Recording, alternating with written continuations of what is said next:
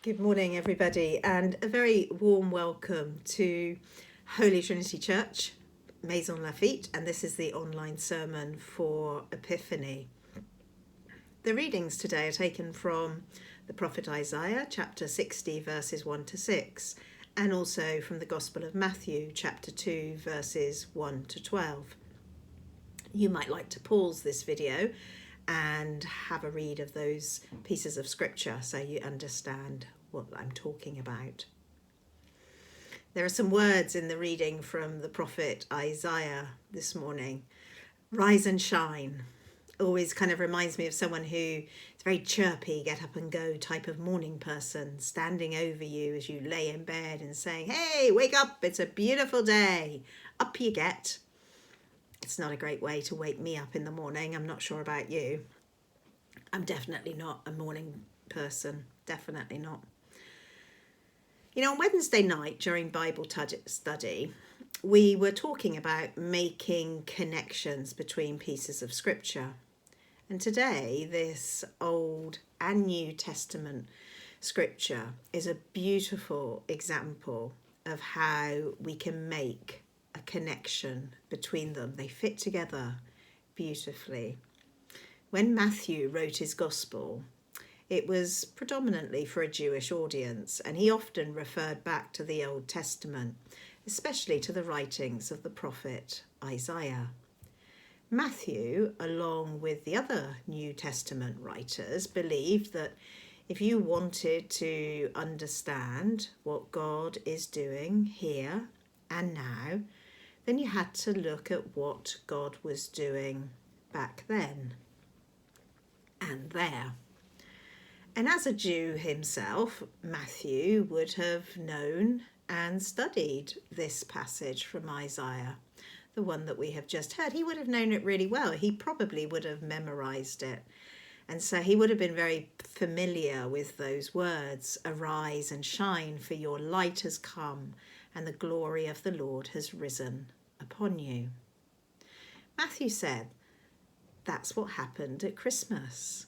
The light came into the darkness of our world, and the light was the glory of God's presence with us through Jesus.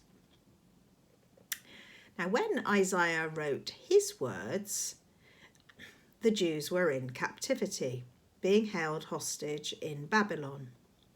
Cyrus from Persia, he came down from the north and besieged Babylon, and he defeated the Babylonians and then freed all the prisoners, which included the Jews.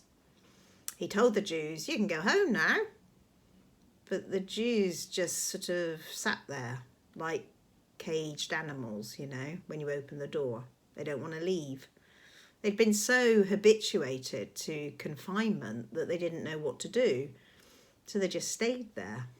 Many of them, in fact, had bought property in Babylon. Many had settled there thinking, well, we're not ever going to get out of this, so we might as well make the most of it and get comfortable whilst we're here.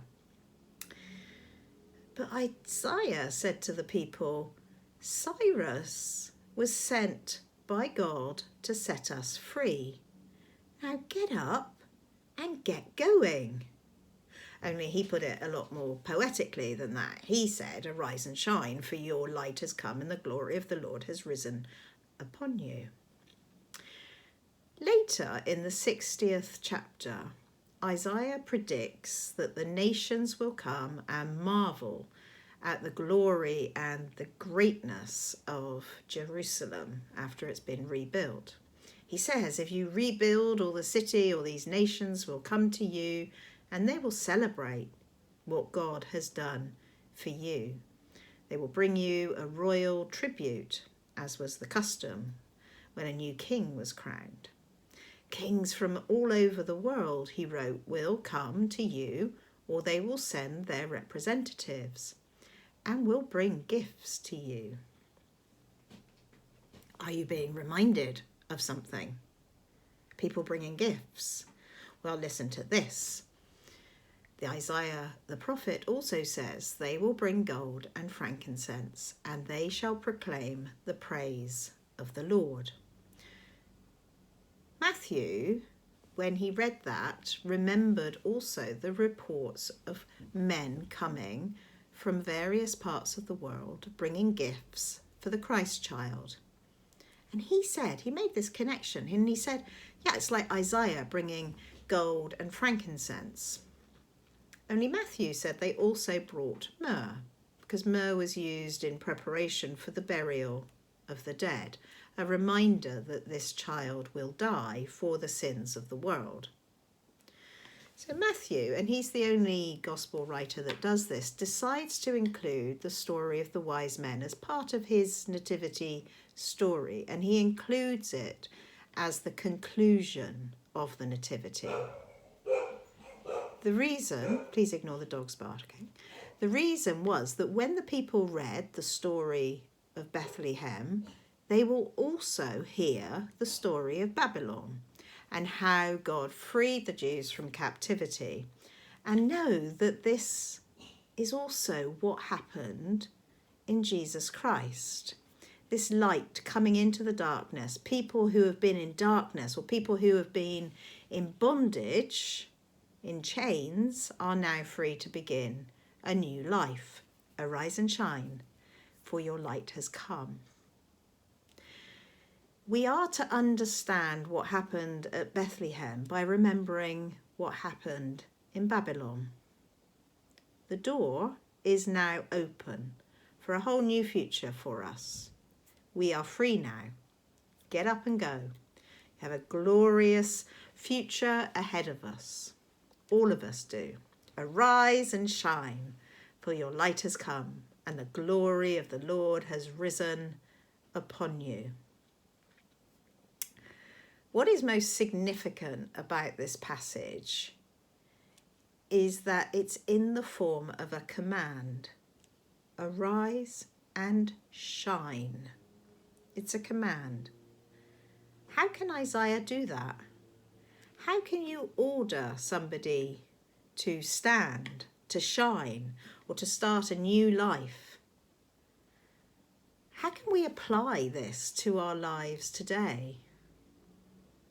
We live in a time, don't we, when the wisdom of the day tells us that we are the products of our past, of our environment, of our genes, of our worldview.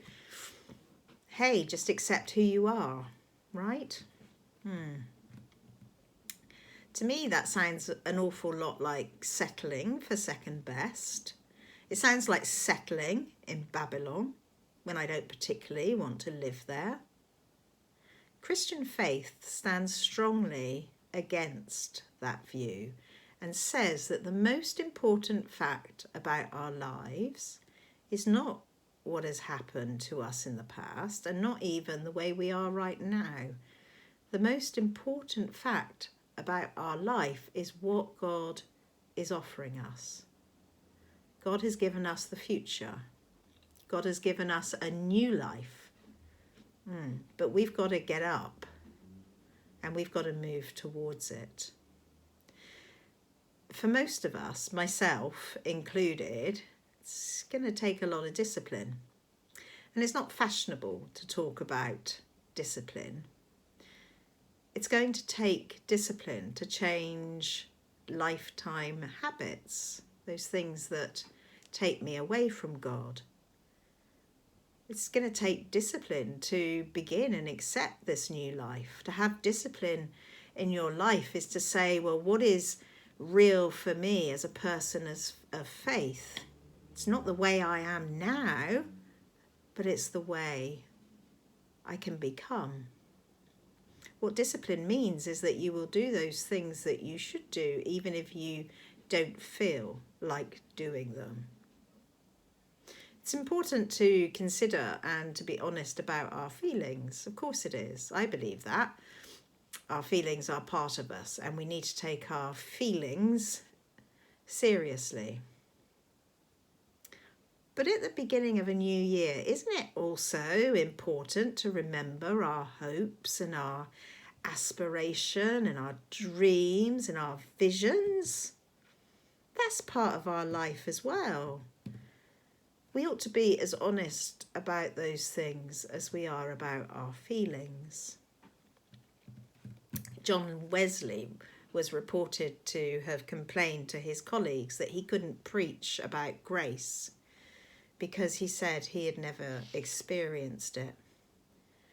A wise colleague of his said to him, "So get up and preach about it until you do experience it. Arise and shine, for your light has come." So I suppose at the beginning of a new year, we are told, do it, even if you don't feel like doing it, even if you don't believe, or even if you can't imagine that this promise of God is offered to you. Get up and follow it anyway, because you are a person of faith, and you believe that what is real is not only the way that you feel now, but the promise offered to you in Jesus Christ. That promise is, arise and shine. Have a good week, everybody.